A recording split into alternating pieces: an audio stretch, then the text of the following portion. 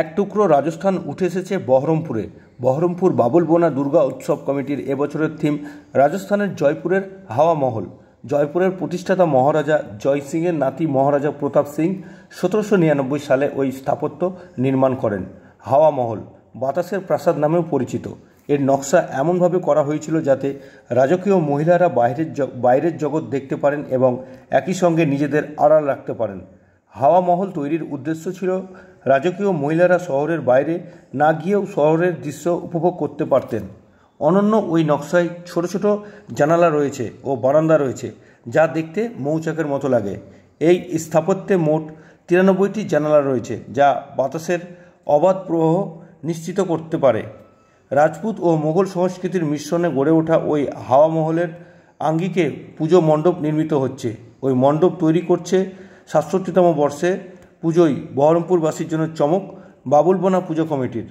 পুজো উদ্যোক্তাদের কথায় সারা ভারতে বিভিন্ন ঐতিহাসিক স্থাপত্য ছড়িয়ে রয়েছে। সকলের পক্ষে সেই সব স্থাপত্য শিল্প দেখার সৌভাগ্য হয় না। ফলে মণ্ডপে ওই স্থাপত্য সৃষ্টি করে দর্শনার্থীদের কাছে সেই সময়কালের ইতিহাসকে তুলে ধরা। আর সেই ছবি ধরা পড়ল আজ দুপুর 2টা নাগাদ আমাদের পাবলিক অ্যাপের ক্যামেরায়।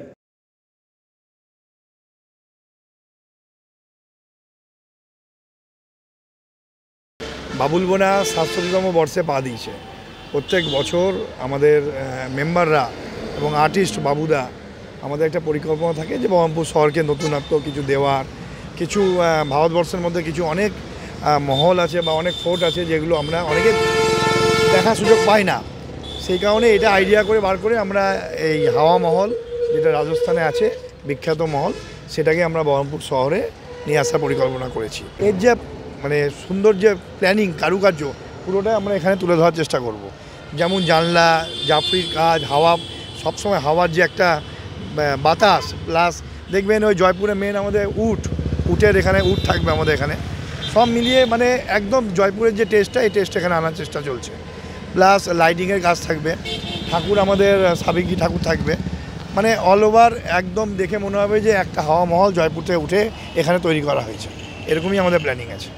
আমাদের উদ্বোধন চতুর্থী এবং বিসর্জন আমরা একাদশী দিন দিব।